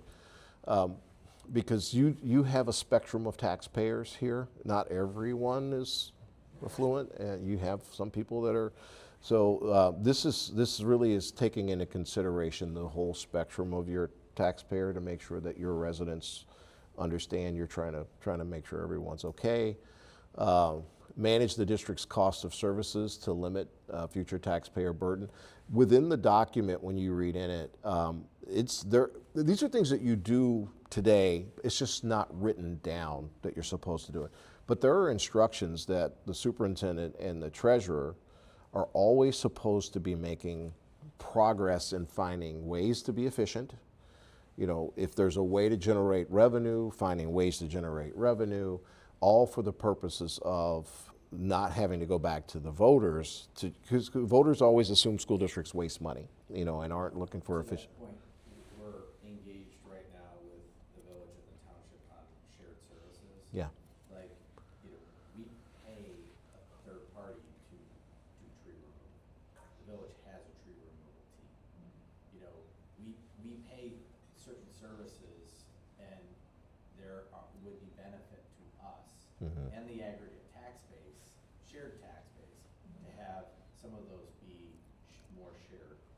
And there's an ongoing conversation right now. I wish that conversation happened 10 years ago prior to building the service facilities, but, on their end. But I think that's a really good conversation to have because there are benefits, Yeah. to other entities that could be, Yeah. significant cost savings. Yeah, they're in the document. So this repeatedly, what I've run into, I've worked with some really talented people over the years. There's never been, you have sort of these one-offs where the superintendents and treasurers say, oh, we saved money by doing this, or oh, we did this. The policy itself says that there should be a report to the board once a year or however often that says, these are the 5 things that we've accomplished that we think benefit our taxpayers. Because we were able to do shared services, we were able to change insurance providers. You do that by default, but I have lots of other Britneys that don't. They do stuff and don't tell anyone. I'm like, To your point, Yeah. I do that every month, probably, or in the board reports weekly and Yeah. things like that, but there's no one place where that's all Yeah. written and reported. and the real yeah. Yeah. The real value of that is when that one person says you've been wasting money, you're not spending my money wisely. You could say, did you see the report that our administrative team gave us that showed where we saved money by partnering with the community? It really comes in handy. But I've been in meetings related to bond issues and ratings where the treasurer will say, we saved money by doing this. I'm like, does anyone know you did that? Oh, no, was I supposed to tell someone? Well, maybe it would have helped for the board to know you saved $300,000 by doing this. So the policy says that they're already doing it, but they're expected to do it. And then not only are they expected to do it, they're expected to report to you on what they've accomplished. So that's in there. Yeah. So there's there's the benchmarks that we went through in the first two sessions that say once a year you're supposed to get a report from the finance officer updating the benchmark so you know how you're changing over time.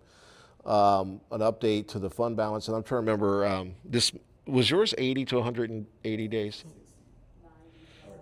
Okay, so, yeah, so just know some of these are, was it 90?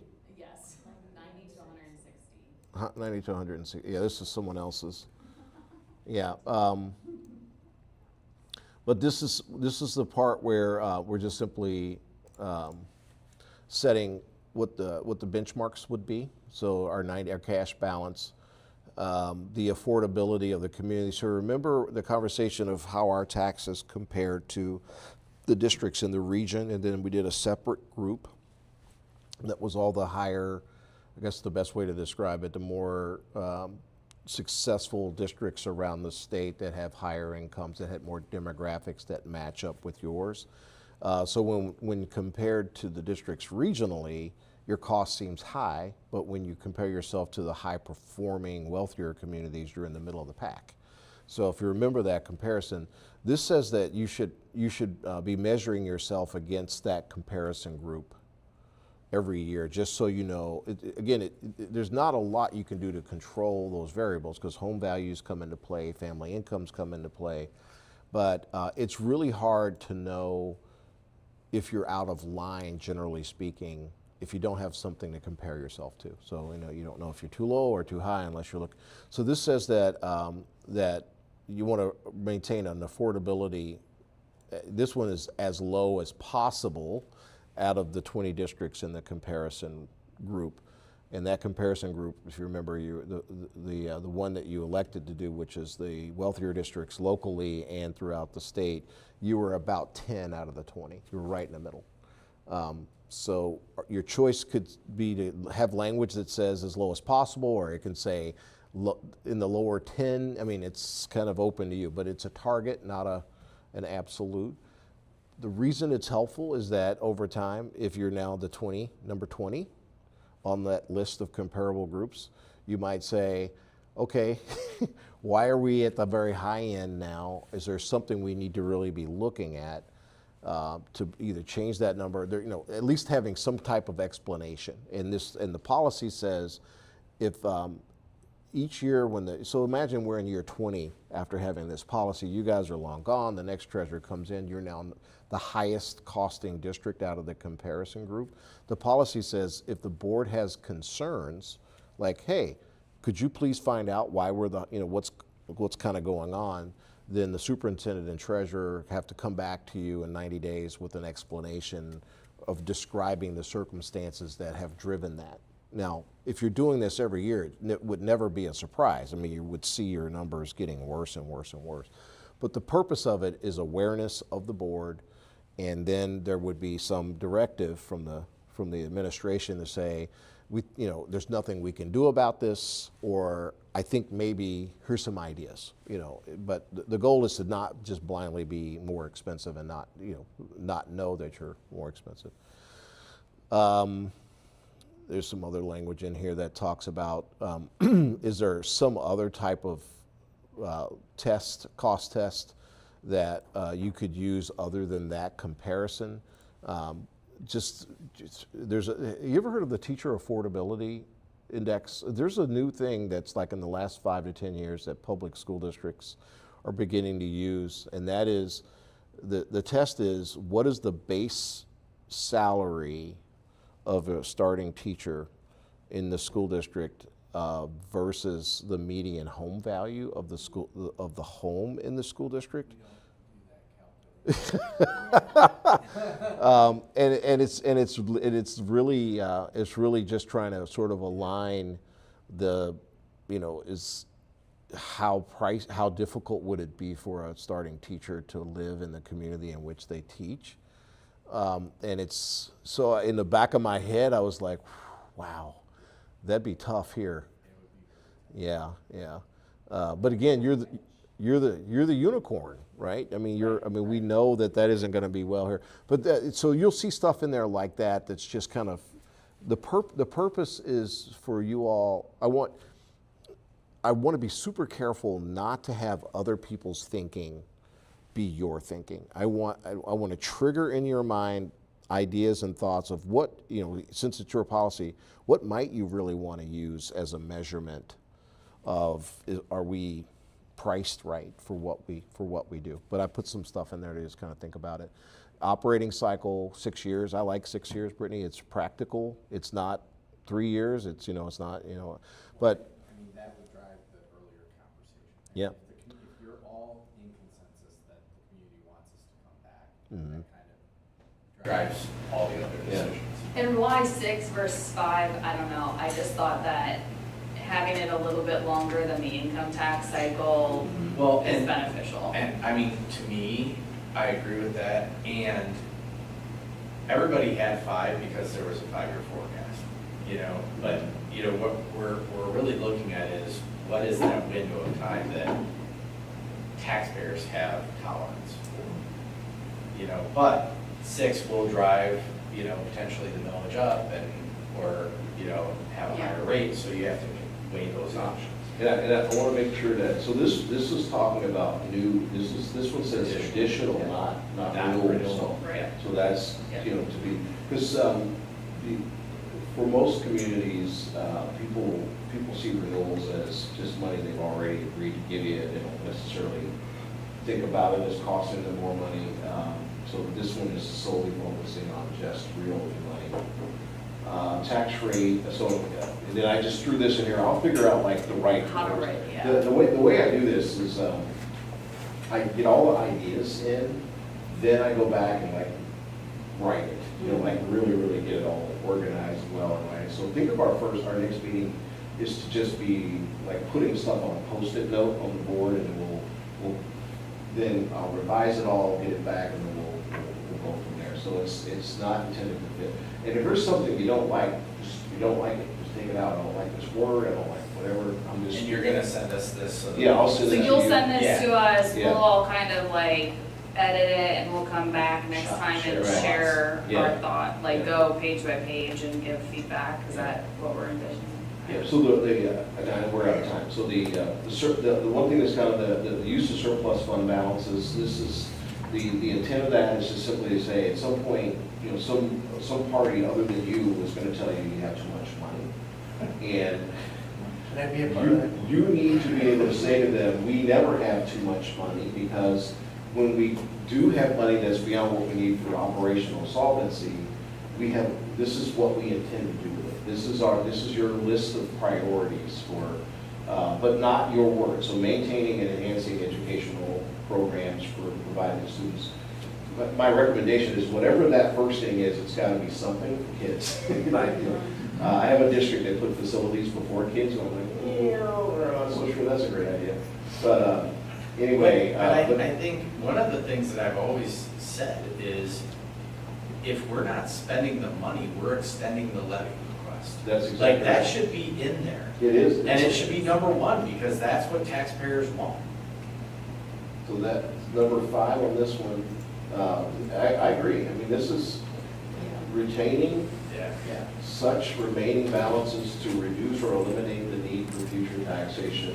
Absolutely. Yeah, so you. That 100% needs to be in there. That needs to be number 1 in this community. Okay. Because that is the goal.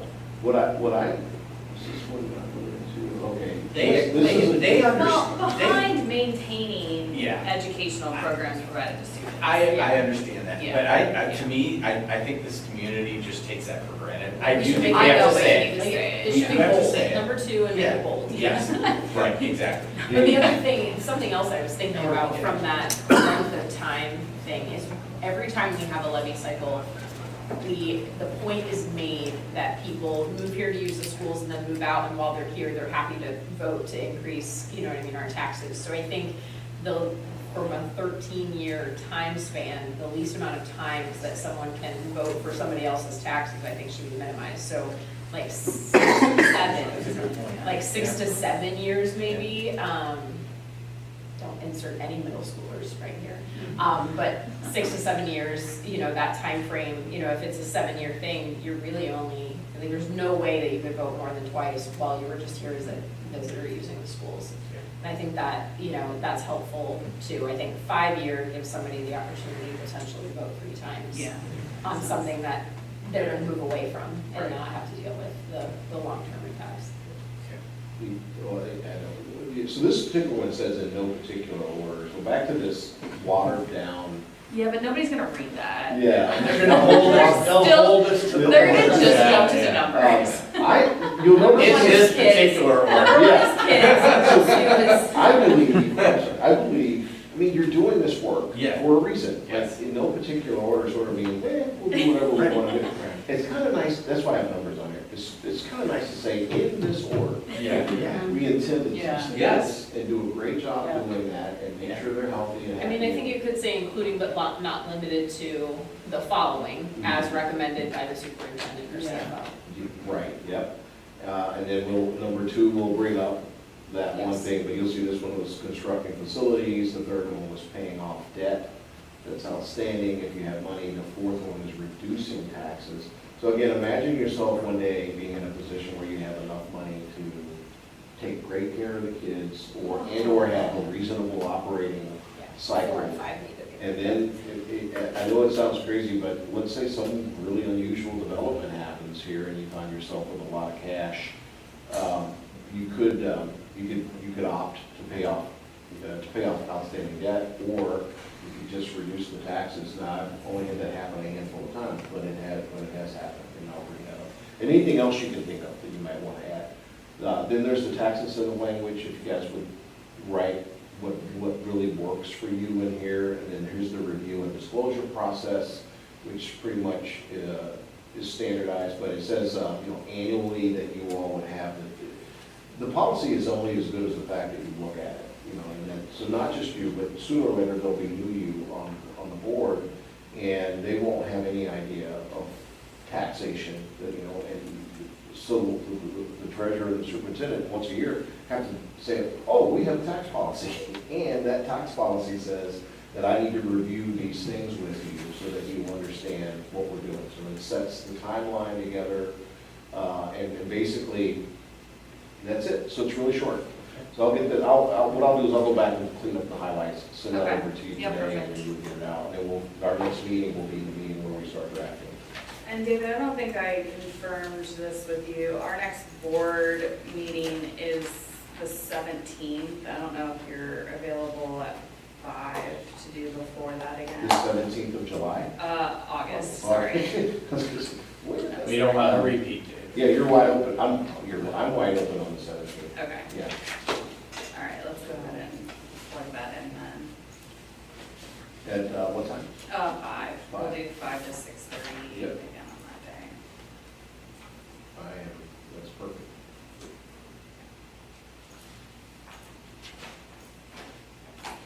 I mean, not Okay.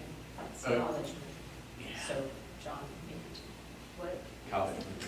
Oh, on that day. Oh, that day. We don't know yet. It's, I think, sometime between the 15th and 18th, so. Gotcha. Okay. If it's the 15th, I'll be back. If it's the 16th, 17th, or 18th, I won't be here.